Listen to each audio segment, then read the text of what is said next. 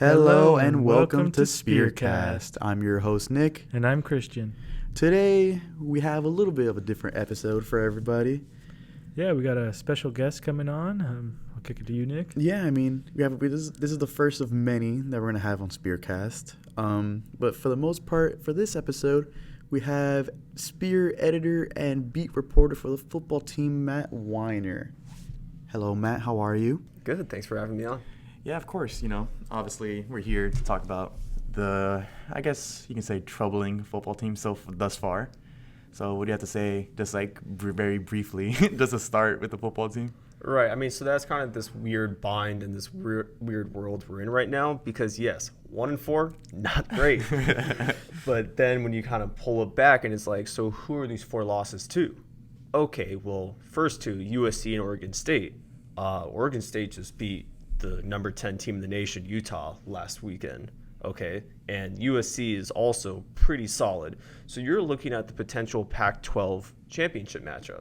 Potential, because obviously Oregon and Washington are really solid. And then after that, okay, who do you lose to? Okay, Toledo. Well, Toledo is looking like it could run it back in the MAC conference again. So back-to-back MAC championships, not bad. And I mean, Air Force, just to see what they did against San Diego State last weekend, they hung 49 on the Aztecs. That was wild. So we're looking at these aren't that bad of losses, but the fans aren't going to really feel this way. They're not going to have that much nuance and be able to balance both worlds. And you're still 1-4 at the end of it. And now you got to climb back. So that's kind of the thoughts on the season so far. You said the fan aspect of it, and obviously you're obviously both of you were there. Christian taking photos for these few home games, and you being there to cover the games. What have you seen in the fan aspect? Would you say a lot of the fans are just upset about the losses, and how do you think that the fans are?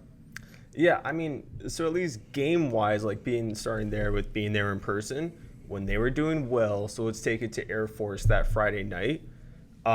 So obviously jump out to a lead. Kyrie Robinson has some really big rushing touchdowns. And then after one of them, fans are going crazy because there was also this new light show they had.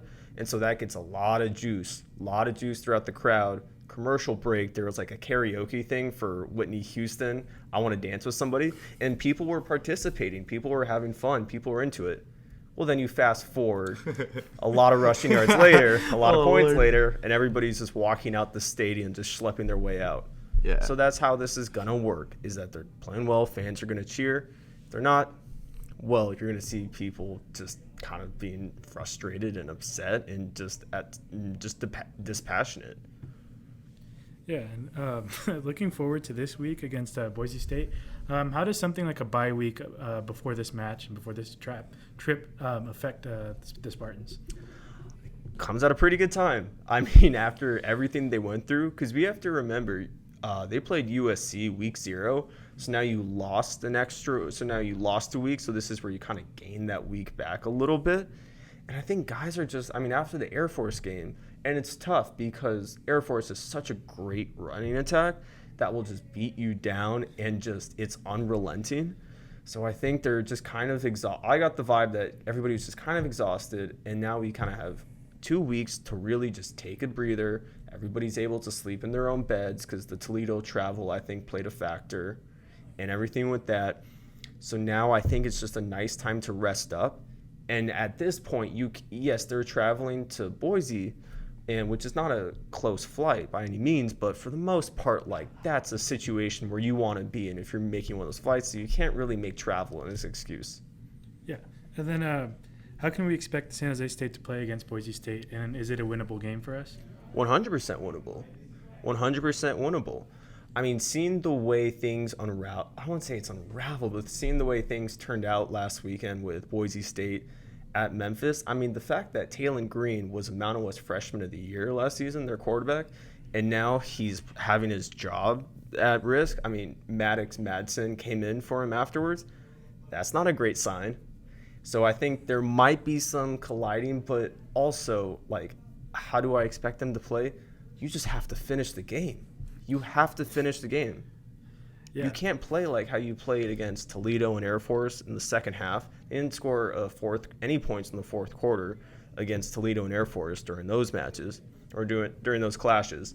Yeah, that can't happen again. That can't happen again. If they do that again, they're going to lose. And then, mentioning like how you mentioned, I think is Maddox his name was? Yeah. Like he was freshman of the year, right? You said? No, so Taylon Green was Boise State quarterback. Right. He was the Gotcha. Mountain West freshman of the year last year. He then gets replaced in the Memphis game by Maddox Madsen. Yeah, so then how do you think those essentially two QBs we might see against us, how do you think they're going to fare against Cordero? Yeah, I mean, it's interesting because you're expecting Cordero to have that upper hand coming in as the preseason offensive player of the year, but it always goes back to who is he throwing to. And right now, like Nash has been pretty solid, or Nick Nash has been solid, but for the most part, without Justin Lockhart has not treated Chevin well. Right. And then to look further down the road, how is the rest of our conference looking, and the future opponents? What would you have to say about them? Yeah, my opinion of the Mountain West at this point right now is that it's Air Force, Fresno State, and everybody falls below them. And then to piggyback off that, would you be willing to make picks? You just have to say win or loss for the rest of the schedule of San Jose State right now. Yeah, let's do it. Okay. All right. Okay, let's start off. You kind of already said at Boise State. Boise State. Oh, God. And feel free to elaborate if you want. Oh, God. It's a long schedule. Honestly, I hate to do this, but I'm going to go loss. Okay. I'm going to go loss, and that's just because I don't know how they're going to be able to bounce back. But by all means, prove me wrong. By all means, please prove me wrong. And then at New Mexico? Win. Oh, easily. No doubt. And why is that? Why is that? I mean, just the way they match up. If SJSU loses, like that's one of those games that you're just hoping. I mean, New Mexico just hasn't been as strong as SJSU, I think. Non-conference schedule hasn't been as crazy. I believe they lost to New Mexico State, a team you should be able to beat. Then next up, Utah State homecoming. Win. Easily? Again? I mean, Utah State really is in some turmoil right now. I mean, last weekend they needed a blocked field goal with 40 seconds left to be able to beat UConn. Went in like 0-4, and if you know college football, you know that UConn is amongst the dregs, right, or the dregs of college football. At Hawaii? At Hawaii, win. Easily again? I don't think it's easily, but I mean, if Chev doesn't hype up the matchup too much, and just obviously his homecoming, his returning to Hawaii, where he was born and raised, where he played 4 years before Todd Graham came in and disrupted everything with that whole just unraveling. That should be a win. Versus our rival, Fresno State. Loss. And want to expand on how easily that answer was as well? I mean, Fresno State's good. Fresno State is good. They just don't like the kind of oopsie games that you'd expect from a young quarterback like Mikey Keene. They almost happened against Eastern Washington. I was really impressed week 1, goes into Purdue, Woods bye game, and says, "Yep, I'll take that $1 million check and walk away with a win." Led a really nice game-winning drive. All right, and then what about San Diego State? San Diego State. Oh man. Against obviously how they played last week. Yeah, I mean it's tough. I'm gonna go win for this one. I really do think that they could turn this thing around. But so as I'm giving these picks, I'm just like I'm putting so much stock into the Boise State game because this is the game where you're well rested and you could turn it around. Would you say that the Boise State game is the most defining game for the Spartans so far? Yep. Nice. All right. And then finally against the Rebels in Vegas. Yeah, I mean UNLV looked pretty solid last week. I was actually surprised with how well they looked, but for the most part, I think they should be able to beat them. And then why is that? Why is it? And I think at least we'll have enough juice heading into that. So I think there will be at least enough season momentum. I think there will be enough juice to get you amped up, ready to go, because at that point you're hoping to be playing for a bowl game.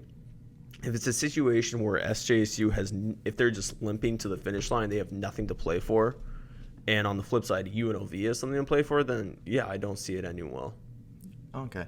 And then so far, obviously into the season, what is it, 5 games so far now? Yep. Have there been any players that have surprised you like thus far? Mm-hmm. Yeah, I mean, I really like it's kind of tough. Like, I really like what Kyrie Robinson, our running back, has been able to do. The problem is SJSU has just been down late in some of these games, and he just hasn't been able to repeat what he did in the first half, but he's looked pretty solid this year. Nick Nash, I mean, for a lot of people, that was their surprise guy. Like, oh, the former quarterback who was quarterback last year, now he's doing well at wide receiver. But, like, I mean, I was there at spring camp. I was there at fall camp. Like, the guy is a dog. The guy really does have this amazing catch radius. He's him. Yeah. I would put him in shown signs of dog. I'm not sure if he's him yet because he has had some poor games. Undoubtedly, just has had some games where he hasn't been a dog nor him. But, yeah, I mean, I like what he's been able to do. Dominic Mazzotti, a little bit. So those are my surprise guys. If you could pick an MVP for the Spartans this season, who would that be? Who would that be? It's a good question. That's a tough one. Like considering, we're 1-4 after all. We're 1-4. That's a tough one. I mean, I guess it would be a little bit of. The best players. I mean, it's just been tough. Like, I'll be honest, I don't really have one because it's hard to give an MVP so far when we haven't played well. Then I guess you can say it's most standout, like whether it be like yard, running game, then like who's been the most standout? Yeah. Consistency. I'd probably say Nick Nash because he did play it's tough. I mean, maybe Shevin. Like, there's just hasn't been I'll be honest, there hasn't been a guy that has really stuck out like, whoa, okay, we're cooking here. Yeah. I mean, could you pick maybe a performance, like maybe Nick Nash's game against USC? Yeah. Oh, I definitely. If we have that's way easier for me to answer. 100% performance of the year, that's Nick Nash with his hat trick at USC. And then how would you assess head coach Brent Brennan's tenure here with San Jose State to this point? Yeah, I mean, I think it's been solid. Like, you have to understand how much Brent is working or Coach Brennan's working against, because 2 decades ago, there was a professor here, James Brent, who is still here, who wanted to have this program canned because they weren't doing well. This was like a legit thing going on, and there was a vote amongst people. Like, it was this big vote where it didn't really mean anything, but it was a group of people that could persuade the opinion of the president at the time, who said, let's get this thing out of here. Let's axe this. This is not productive for school, waste of resources and energy. So that's what he's up against. You don't really have that with Fresno State. They weren't trying, Hawaii 2 decades ago, they weren't going through that. And then also, everybody knows SJSU's low funding. That's really hard in the era of NIL, where if you want a player, I'm sorry, you're going to have to pay for them. And then would you say that, like, you know, with that, like, with the performance, like, that we've been seeing so far and, like, possible, like, negative season that could possibly well happen, like, would you say that, like, that could possibly come back again? And especially it being the same guy, considering he's still here? Come back again as to, like... As, like him wanting to, like just say, let's get it out of here. I mean, I don't know. I don't want to, like, with coaches and things like moving things like that, I don't like to speculate. When he feels I don't want to speculate on that. I just don't have any information on that, so I wouldn't even want to speculate from the outside looking in. Yeah, and then, but you know, when you mentioned funding as well, like, and then like obviously we just got a brand new facility bill and everything like that. Like, would you say that like San Jose State as a whole has been like putting more money into their athletics and everything just to better themselves? Yeah, I mean, 100%. Like, there's actually there's things that are happening. There's things that are moving along. Like that whole SAC building. Okay. The first idea was like after the bowl game in like 2006. Okay, that didn't things didn't get moving. Like, people just didn't start putting like concrete up. Like, people didn't like actual construction workers working on a project. That didn't happen still within the last couple of years. And then, because I'd be remiss not to mention our athletic director Jeff Konya coming in fall of 2021 and getting these things going. So yeah, it's some of Brent, but like, Coney's been doing a lot of work behind the scenes, and it shows because, hey, we have a building. We didn't have a building when other athletic directors were here. All right, and then, like, a few more little things to touch on. Obviously you've been the beat reporter for who knows how long now, because this is only our first semester. what has been your favorite moment so far, like covering football, whether it be going to the Coliseum, traveling with the team, like just your not number one, but like your favorite moment so far with the team? I mean, I feel kind of bad saying this because it came at somebody's low point, but I got to say Fresno State last year when one of the assistant coaches that was up in the booth, okay, I see your face lighting up, Christian. Yeah. So, great. So SJSU makes great back-to-back plays so first it started with Junior Fajoko strip sacking Fresno State's quarterback at the time, Logan Five, gets the ball back, and then SJSU, I think it was either a couple plays later or one play later, Chev hits Elijah Cooks for a 35-yard touchdown, and immediately one of their coaches punches right through a glass, and it shatters, and it rained down upon this fan. I mean, it's really awful what happened. It's of course, just but if I say the most, I would put them the most memorable. Oh my God, that just happened. Oh my God. Not necessarily my favorite, because thankfully the family was okay with the glass that fell below them, but most memorable, I mean, that will always stick out. Because there's something bigger there of this shows you how intense this thing is, and this shows you that these are real people too. These coaches, every single thing is on the line for them. And so it kind of shows you the human aspect of the frustration and everything that goes into that. And then this is just a question, just because I'm an LA native and I haven't been to the Coliseum as as a sports fan or anything like that. But really? How? Yeah. Wait, so you? Yeah, because if I'm being honest, I'll say this: I don't support USC. I'm a UCLA fan. Okay, so, that's fair. Yeah, so how was it to be able to go to the Coliseum and be able to report on all that and be able to just walk through how you wanted? Yeah, I mean, so that was kind of cool because grew up a USC fan. 2021 season, I was on the Traveler crew. So that's USC's mascot. And so if you're on the Traveler crew, you show up hours before. So the Traveler is this beautiful white stallion. And so he rides and he does a lap around the stadium every time USC scores and before the game. And so that was crazy going from on the field, helping out with the big stallion Traveler, and then being in the press box. But I was more taken aback by being in the same press box as Bill Plaschke. I cared more about that, okay, this is where you're at now, kind of it's time to take things seriously. Yeah, I guess I can understand that, having the 49ers internship that we have gone through, being able to just be in the press box of all those greats, I guess you can say. It's like a humanizing aspect, I guess you can say. Yeah, because you see them, this is the fun thing when you work in media that I like, is that you see these people more than how many Instagram followers they have. Yeah. And that's always very cool, getting relationships. And I feel sometimes if you're on Twitter, you put a value on somebody, especially a sports journalist, on how many followers they have. And then you see them outside in just the real world, you realize, okay, just a person. Does not matter how many followers you have. It's just a job at that point. Journalism and everything. I guess nothing that's special. The humanizing thing. Yeah. Then to wrap everything up, bring it back to the Mountain West Conference. If you were to pick a champion, your prediction for the end of the season, who do you think is going to win the Mountain West? Air Force. Oh, easily. Are you? Until somebody says, yeah, we're going to stop the triple option, they're going to run. Yes, nobody can handle them. Nobody can handle Air Force. And then, do you see any possible way of us being a runner-up in the championship if somehow we can turn it around? There's a possibility. Yeah, there is. Yeah, it's because obviously it's still early. Yeah, I mean it's a cliche answer, but it's the Dumb and Dumber. Oh, so there's a chance. Yeah, so we're just in that mode. Oh, so there's a chance. Yeah, there's a chance. Yeah, because it's an unlikely one, but there's a chance. Yeah, so obviously it's still early. We're only 6 games in. It's about what, maybe halfway through now. Yeah, about halfway somewhere around there. Yeah, but I mean, we'll see if Air Force takes it away. Yeah. Well, thank you for being on the SpearCast. Yeah, thank you, We'd Matt. love to have you again. I'd love to be here again. This was fun. All right. Well, hopefully we'll see. All right, and then we would like to thank again Matt for coming on for our podcast episode. Making time out of his really busy schedule to come on. Yeah, thank you. We'd love to have him again. And then next up, why don't we transition to other athletics here at San Jose State? And to start off, you covered the men's soccer game.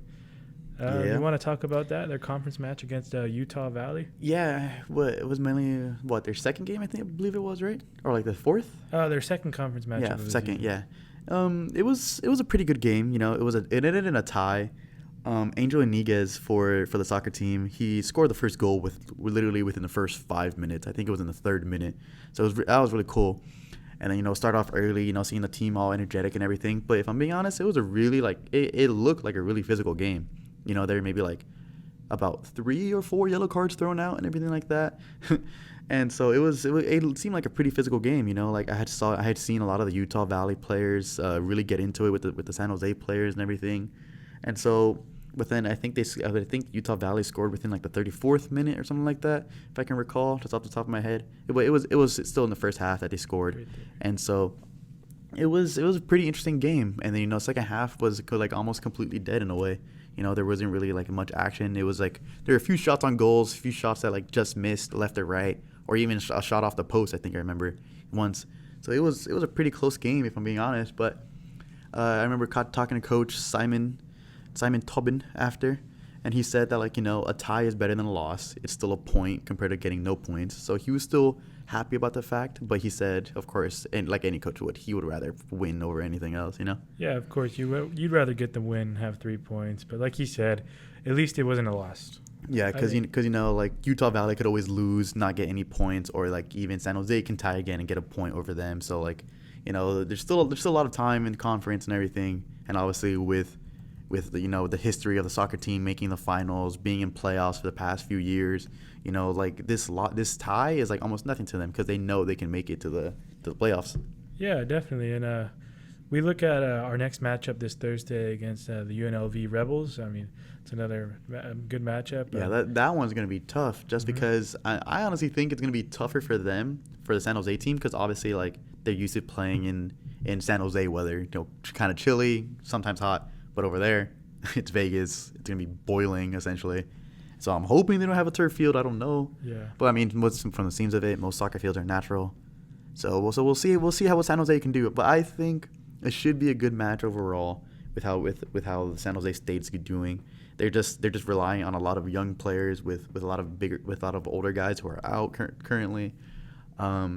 But I think for the most part, the freshmen and sophomores, they're putting up their own. They're putting up a fight against these older guys on other teams. And for example, Angel Iniguez, he's been doing pretty good. For his young age, he has 5 goals in the season. And then like I mentioned earlier, scoring within the first 5 minutes for the match, it was pretty dominant, and it showed a lot of toughness out of him, especially going against guys that were taller than me and taller than you, and we're both 6 foot pretty much. Yeah. I mean, he did win a WAC Offensive Player of the Week, and in the week of August 29th, so really early in the season. But, I mean, he's been performing well for a sophomore. And I think hopefully he can take that into Vegas with this trip. And hopefully obviously come back with a win. And if not, then at least a tie, hopefully. Yeah, we want to just stay in that race for the conference. Yeah, so we'll see. We'll see what the men can do, and hopefully they come out with a win. Yeah. And then to piggyback off that, why don't we talk about the women's soccer team, how they've been doing? Women's soccer team, I mean, on Sunday I believe they lost, no? Yeah, they did lose to Nevada. And then how did that game go? Well, wasn't great. Final score of 2-0. It's just a tough way to end their Vegas trip because they started off last Thursday and they defeated UNLV, the Rebels, 3-0, and so they had a lot of momentum going up into Reno, but it was too bad that couldn't pull through, couldn't score. They gave up 2 goals, but the Spartans took 14 shots on goals, so they were able to have some opportunities. 14 shots, 6 of those on goal. But it's just hopefully we can turn stuff around. We have Wyoming this week coming up. And, another Mountain West Conference. We're just trying to get some points, man, and trying to stay in that race and defend the crown that we won last year. Defend that little trophy, defend the title, pretty much, essentially. Yeah. Yeah, and then so we'll see what the women can do. Have there been any star? I remember us talking about a few names, but who has been able to stand out so far this season so far? Yeah, I mean, well, if we go back to the game on last Thursday against Vegas, we could, of course, Bella Flocchini, she scored another goal. Scored in the 18th minute. It was the first goal of the game. And SJSU kind of just kept going forward that game and were able to put up 2 more goals the rest of the day. just a great game for them in Vegas. She's got that dog in her. Yeah, Bella Fuccini is definitely like the leading goal scorer. She just, she has the knack for getting the ball in the net, in the back of the net. So that's been someone who's kind of continued on. And then also something interesting in that Vegas game last week when they won, the sophomore goalie, Bente Pernod, she played the first half, and then the junior goalie, Shayla Sugai, played the second half. And, I mean, both they put and in general, the whole Spartans team put up a great fight on defense. The back line played great. It was a huge win for conference play earlier in last week. And, they wanted to carry that momentum in the Reno, but it just failed to suffice. But other than that, I mean, it wasn't a terrible weekend. You get 3 points in one game and 0 points in the other game. It's better than getting 1-1, I guess. Yeah, I mean, or you 1-1, or none at all. Yeah. So 3 in one way or another is of course good, but of course you want to keep that going. But so hopefully the women's soccer team can keep it going against Wyoming, right? Yeah, It's definitely. coming up. So hopefully we'll see what they can do, and then hopefully be able to do that. And then we also have going off of soccer now, we also have our water sport that that didn't fare too well in the most recent tournament that they had. And so Christian, you were the one covering that. So how did they do? So this was the Big West / WCC clash hosted in Irvine. We did not play against Irvine. We played against UC Davis, UC San Diego, and UC Santa Barbara. And as many of you know, our first match of the year, UC Davis was originally ranked number 4, and we knocked them off. But in this matchup, it went the other way. UC Davis kind of led for most of the game, and they beat us 15-12. There was one point where kind of UC Davis took over after 5 unanswered goals in the first quarter, and they took that into the second quarter, and they expanded their lead to 7. So it's kind of like it's been a common theme with the Spartans' losses in water polos. They get buried too deep in a hole, and they can't dig themselves out. And we look at the match against UC San Diego, the second match of that Saturday of that West clash. Junior Bensa Sasbo scored an equalizer with like a little over a minute left, and put the score up to 10-10. And in a game in which the Spartans were kind of always trailing but keeping it close. So that showed you like they can be in these winnable situations too. But at the end of the day, the Tritons in San Diego, they were able to score, and it was kind of unfortunate. So that was their second loss of the day, losing 11-10, so really close. And then the Sunday morning, they played against Santa Barbara, a team they lost to last weekend, in a rematch, and they defeated them 12-6. It was a pretty dominant game from the Spartans. I mean, Spartans got off to a 3-0 lead, and they kind of like never looked back, and they ended up at halftime it was 7-2, so it was kind of like the opposite of their losses, where they were getting out to these leads and just not giving it up. They basically were the ones putting UC Santa Barbara in a hole. And it was cool for the Spartans, too, because it was a revenge game. The weekend prior, they lost to UC Santa Barbara. So it was great to see the Spartans get a win there and, put some hope in the team and bring their record overall to 3-2. Yeah. Yeah, and then when does conference play start for them? If you can think off the top of your head, or if you can pull that up. Because I feel like it's still all Mountain West, right? I think men's soccer is the only one that's a part of WAC. Right? No, I think they're in a different conference too. Hold up. Oh, let's see. Well, let's see you as Christian tries to pull it up while we're recording. Unfortunately, well, not even unfortunately, just doing extra research to make sure we know what conference they're in. Because obviously it's a little different in every sport so far here in San Jose, and pretty much every other school. Yeah. You got schools like all over the country being a part of like 3 different conferences for 3 different sports, which to me honestly never really made sense. Like, I think it would be a lot easier to like be in these conferences on the same conference to just to be able to make it easier for the school and everything. So they are in the WCC. West Coast Conference. West Coast Conference. Yeah, that was off the top of my head. Look at me, I'm a genius. Anyways, yeah. So we'll see when conference play starts up for them. I believe they're gonna have maybe like another tournament. Water polo. Yeah. They we're looking at our next matchup actually on October 12th, so they get a little break. They get a week break from this recording. And They're going to face off against the crosstown rival Santa Clara Broncos. Oof. All right, and I'm gonna guess in our home pool. Yeah, the SREC. Yeah, so we'll see how that water team can fare. Yeah. All right, and then switching now from water back to the court, volleyball. They're having a good second half, a good start of the conference. I'd say. They had those first 2 losses, but then they've been able to bring it back and get some more wins. I believe their conference record now is 2-2, if I'm correct. Yeah, they are 2-2 after a loss against UNLV and San Diego State, and then wins against Nevada and Fresno State. I was at that Fresno State. It definitely looks like they're putting the pieces together. It looks like that the whole team is communicating a lot better compared to like some of these losses that they've had. But every now and then they are gonna have a set where it seems like they don't know what they're doing. I mean, even Coach Kress had said that, expressed that to me. But for the most part, they're honestly settling in. They're settling into a conference with its whole new team. Kress being his first season as head coach for the Spartans. It definitely seems like he has a grip of what he's doing. With his experience at Fairfield, Florida State, it definitely seems like he can rebuild this program into something great and to even go all the way. Hopefully, and maybe even something nationally. Hopefully, because that'd be cool. That'd be cool to see, of course.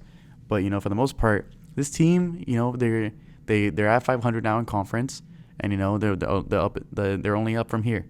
The next matchup is going to be against Wyoming on Thursday, which when this podcast goes live tomorrow. Hopefully that they can get a win. They're over there right now, and obviously getting used to the time and everything. So hopefully they can come back and with another conference win, and then from there they should be facing Colorado State, which of course Colorado State is going to be.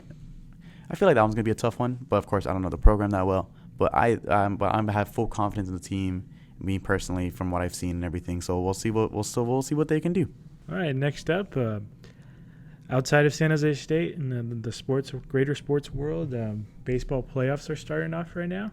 Yeah, as of this recording on Tuesday, October 3rd, we have 3 games right now. No, wait, yeah, there's 4 wild card games that happened today, in which 2 of them are happening right now. 1 has yet to start, but then the only game that has finished, that has concluded, was the Texas against Tampa Bay, and Texas came out that game 4-0. Oh wow! Yeah. The Rangers took down the Rays, and honestly, in a way, to me personally, not really a surprise, just because of like the Rays have been struggling. I mean, for them, it came down really close to the end. So I mean, that to me that says enough. So, but right now the D-backs and the Brewers are going at it, as well as Toronto and Minnesota. So I think coming out of this game, from what I saw on social media so far, I think the Twins are up. We can obviously double check that right now. I think to come out of the D-backs and Brewers game, I honestly think that the Brewers are gonna come out of it, just because I feel like they're more consistent. They're definitely a lot better. I feel like with the pitching as well. So we'll see. Yeah. And going back to that Twins game, the Twins are up 3-1 in top of the 9th. Yeah, so I definitely like the Brewers too. I think their pitching staff is great. You want to make some picks right now? Jeez. Since it is a 3-game series, I guess we could. Yeah. Coming out of Texas, Tampa, I got Texas all the way. I agree with you, man. Yeah, because I mean, like with the whole, like they were able to flip around their organization from their hitting to their pitching, adding a lot of guys in the offseason. Semien, Seager, that's all I can think of right now. Head coach Bruce Bochy. Yeah, that one for you hurts. Yeah. But yeah, I honestly personally have Texas coming out of that one. What do you think about going out of D-backs in Milwaukee? I'm definitely going with Milwaukee. Yeah, same here. Oh well, we mentioned that earlier, but yeah, I definitely think that their pitching is a lot better. D-backs are a lot younger team, like Corbin Carroll, but like we have seen them struggle a little bit in the season. Of course. And I feel like the D-backs are kind of like a injury-prone team as a whole. Like it definitely feels like they're not like there. So I definitely feel like with the veterans on the Milwaukee, I feel like they're gonna take away from that one. Yeah, definitely. How do you feel about Miami and Philly? Miami and Philly. That was a tough one because they're. I feel like they're both in the same spot. Like they're both struggling a little bit in their own respective way. I mean, same thing. They went down to like the last few games of the season to get a wild card spot. But personally, just because I hope, of course I want to see the Marlins like go at it, because especially like not having been a postseason appearance in such a long time, and then the Phillies, and of course having Bryce Harper, Schwarber, Turner.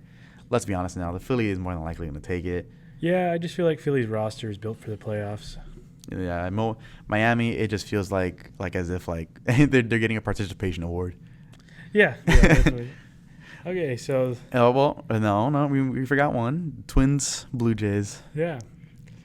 That one's tough. It's a toss-up, man. It really is, but I'm gonna go Blue Jays. I'm gonna go Blue Jays just because of their pitching. If I'm being completely honest. That's fair. I'll just. I'm gonna pose you for my first one. I'm gonna go with the Twins here, but I think it's time to go into the next round of the playoffs. Next round, the divisional series. So in the divisional series so far, getting the byes, we have the Astros and the Dodgers, and the Braves and the Orioles. I think to come out of that one, I definitely think Orioles are gonna get to the championship series. Blue Jays and Twins against the Astros. The Astros are gonna come out of that one. I feel like. Yeah. I feel like that's big brother, little brother type thing, and obviously the Astros are the Astros. And then Milwaukee or Arizona against the Dodgers. Preference, but I also think just because of pitching and hitting wise, hitters don't really have a lot against the Dodgers pitching. Of course, we have like a lot of young pitchers and like a lot of veterans like Lance Lynn and Kershaw. But I definitely think against those two teams, against the Dodgers, my team especially, that's why I'm talking so much about it. I definitely think that the Dodgers are going to come out of it, just because of we're a lot more veterans and we're a lot more experience. And then like how you mentioned, like with the Phillies, we're just a playoff team. And then coming out of the Braves, Philly and Miami, I honestly think the Braves are going to have a chance to take it all. So I'm going to go Braves on that one. All right, it's time for my picks. So we have Orioles versus Texas. You know what? I'm going to go upset here. Really? Bruce Bochy, he's a playoff manager. He's won 3 World Series with the Giants. Orioles are a young team. I love the Orioles. I think they're a great story, but I think it sets up for an all-Texas matchup, because on the other side of the American League Division Series, I have the Astros winning, and I think it's going to be an awesome ALCS between 2 Texas teams. 2 Texas teams would be cool. Like it'd be almost like another highway series and everything, or even Subway series. That'd be cool. Yeah. And then what about on the NL side? Yeah, so let's start off down here at the Braves and the Phillies. Last season, the Phillies did upset the Braves in the playoffs. But this year, I think the Braves are built. The Braves are just built different, literally, this year. Yeah, so the Phillies are gonna make it a fun series. It's gonna be competitive, but I'm gonna go with Atlanta, and I can't never root for the Dodgers. I feel like the Brewers are gonna be like the shock of the playoffs, and they're gonna make it to the NLCS. Yeah, and then all right, well, I guess we can skip championship series because we can only speculate so far. Yeah. But actually, no, let's not even skip it. Who do you think is going to get to the ALCS? Well, you already mentioned the 2 Texas teams. Yeah. I think for me on the AL, it's going to be Baltimore, Houston. Houston. Yeah, I think that's going to be. I think that's going to what we're going to see. And then when it comes to NLCS, I definitely think we're going to see a rematch in Dodgers Braves. And then who do you have winning those series? As much as I hate to say it, the Braves. I mean, the Braves just walked all over us this season. It felt like. That's fair. So I definitely see the Braves making the World Series. And if I'm being honest, this is just me like rooting for the rookies, rooting for the new young team. I think it's going to be Braves Orioles. Braves Orioles. That's fair. Of course, I think I have the Braves winning too. Then NLCS, and then the ALCS, the Houston Texas series. I just think Houston's built for the playoffs. As much as people still don't like them, they've been built for the playoffs. They've returned there. So I got Houston going back to the World Series, facing off against the Braves. So hopefully we're going to see, because we have maybe like 2 weeks of this, 2 weeks of playoff baseball. Yeah. So we'll see how our picks fare, and of course we'll keep the receipts. Yeah, and of course with each episode we can give an update, see how our picks have fared, because it's on recording now. So we'll always be able to come back into this. Yeah. All right, well, that's all we had for SpearCast today. On the next little episode we have, as of this recording on Tuesday, with this episode coming out Wednesday, we should be having another little episode coming out on Friday with another special guest, but we're going to leave that up in the air and a little surprise for everybody listening. Yeah, stay tuned and look out for the next episode. All right, well, I've been your host, Nick. And I'm Christian. All right, we'll catch you next time. Peace.